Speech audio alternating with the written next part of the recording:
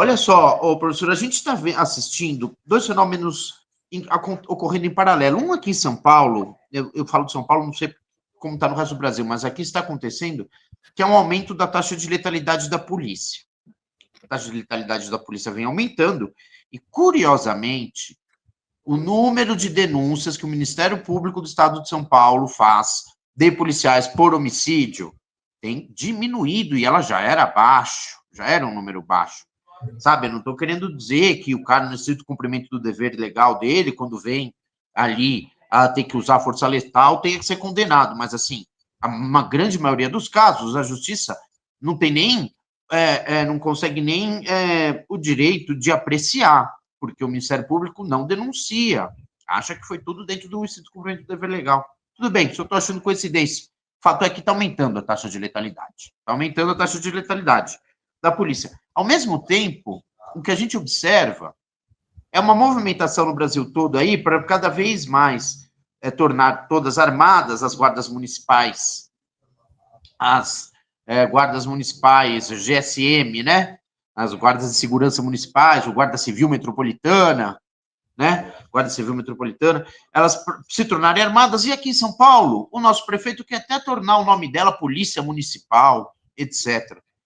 Queria saber, professor, o que o senhor acha dessa ideia de fazer até uma PEC para que se permita que as prefeituras do Brasil afora tenham policiais armados aí, e como disse já o nosso prefeito, nosso querido prefeito, já disse que ele quer policial armado e quer que a arma seja usada se for o necessário mesmo, já incentivando aí o uso das armas de fogo pela polícia antes mesmo dela se transformar numa polícia.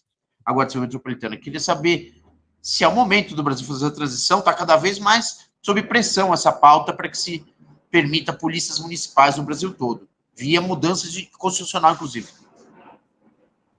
Olha, você sabe que eu acho essa pergunta ultra complexa, né? Teoricamente teria uma resposta fácil, né? Porque a extrema-direita, você sabe que o autoritarismo, Vinícius, ele se manifesta de formas diferentes, a meu ver, de acordo com o ambiente humano que você está. Quando a gente fala do Estado, o que é um Estado autoritário? É um Estado em que o poder político é posto acima dos direitos. Se a gente fosse dar uma definição genérica, essa, que é uma definição antiga na modernidade, vem desde dos huguenotes, da Escola Ibérica da Paz, etc. Dos monarcômanos, né? Então, pode ser uma definição que você dê. No plano epistemológico, no conhecimento, eu acho que o autoritarismo ele se manifesta, ou uma das suas principais características, é a excessiva simplificação. Você simplifica muitos fenômenos, facilita a comunicação, consegue criar muito apelo emocional, mas explica muito pouco, ou consegue compreender muito pouco da realidade com essa simplificação. E uma das simplificações que tem na área de segurança pública, que a extrema-direita manipula e tal, tem bandido, vamos matar bandido, isso resolve o problema. Nós estamos matando bandido no Brasil desde o Esquadrão da Morte, na década de 70. A violência só aumentou brutalmente, a criminalidade só aumentou. É evidente que uma resposta simplista dessa não é a resposta adequada. Então, quando falo em criar polícias municipais armadas, eu vejo essa intenção, essa demagogia, esse populismo de, olha, vamos botar mais policial armado, vamos pôr os guardas municipais armados de bazuca na rua para sair matando pobre e ver se resolve o problema. É evidente que isso é tudo demagogia e não é adequado esse tipo de proposta. Isso é uma questão.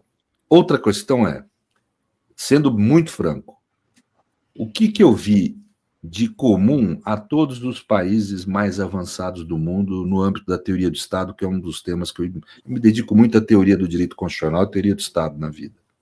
O que eu encontrei de comum nos estados de chamado primeiro mundo ou mais desenvolvidos, por exemplo, tive na Islândia, tive na Noruega, próprios Estados Unidos, a França, a Inglaterra, etc. Todos em comum eu encontrei uma coisa, todos têm serviços públicos descentralizados. A maior parte dos serviços públicos são prestados de forma local. Nos Estados Unidos, as polícias são no âmbito municipal, nesses outros países municipal, também. Já todas. Sim. Você pega na Suíça, tem uma ação dos cantões, etc. Ou seja, mesmo quando são estados unitários, ou seja, teoricamente são estados não federais, mesmo nesse caso, os serviços públicos são muito descentralizados. né? E quando você vê países atrasados, é interessante ver essa tendência que nós temos no Brasil, uma excessiva centralização. Nós temos uma federação que é trina, é quase única no mundo. Nós temos como ente federado a União, Estado e Município, né? Apesar de município não eleger senador, é um ente federado, né? Tem uma competência própria, uma autonomia política própria na estrutura constitucional. Mas a nossa história, o Viário pode falar melhor que eu, foi uma história de descentralização, ou seja, a gente tinha um Estado unitário que, ao criar a federação, se descentralizou, então manteve na mão do Estado central muito poder, né? Isso, na minha opinião, mais nos prejudica do que nos ajuda, né? Nós teríamos que encontrar mecanismos de descentralização não demagógica. O que nós temos no Brasil é a criação, às vezes, excessiva de municípios para gerar cargo de prefeito, cargo de vereador, essa coisa, isso é ruim. Mas a ideia de você descentralizar me parece muito importante. Veja, tem muita gente que critica o Estado, dizendo que o Estado, pelo fato de funcionar como Estado, é ineficiente. Eu sempre defendi contra isso. Por quê? Eu vejo grandes empresas, eu advogo para grandes empresas, é um poço de ineficiência. Quanto maior a empresa, mais politicagem tem, mais o sujeito precisa puxar o saco do CEO, menos ele precisa entregar resultado, né? Ou seja, me parece que o problema da ineficiência tem mais a ver com o tamanho das organizações humanas do que propriamente com o fato de serem organizações privadas ou públicas. Tanto que o capitalismo respondeu ao problema do tamanho das organizações humanas com instrumentos tipo franchising, etc., que são formas de descentralização para ganhar eficiência. O Estado teria que ser descentralizado, a meu ver, também, não digo na elaboração de grandes políticas, etc., mas na gestão dos serviços públicos mesmo, né? E eu falo aí no amplo sentido da palavra serviço público, não no sentido estrito, jurídico da expressão, não, no amplo serviços estatais em geral. O judiciário deveria ser descentralizado, né? A polícia deveria ser descentralizada, a assistência médica já é, o SUS é um sucesso. Eu falo um sucesso, eu sei dos problemas que tem no SUS, mas os problemas que tem no SUS é por causa da pouca verba que ele tem. Vamos pegar aqui, fazer uma pizza aqui do orçamento federal, vamos ver quanto que é destinado para a saúde, e mais da metade da verba da saúde é usada para pagar os descontos de imposto de renda que nós, que temos convênio médico, temos direito, né? E não propriamente o SUS, né? Então o SUS tem muito pouca verba, mas como projeto é um projeto ultra vencedor e é descentralizado, né? Ele tem um interessante mecanismo de descentralização na sua estrutura.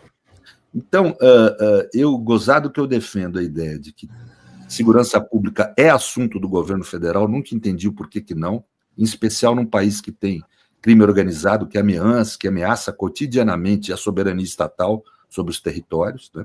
Esse é o grande problema que o crime organizado traz para a estrutura de Estado.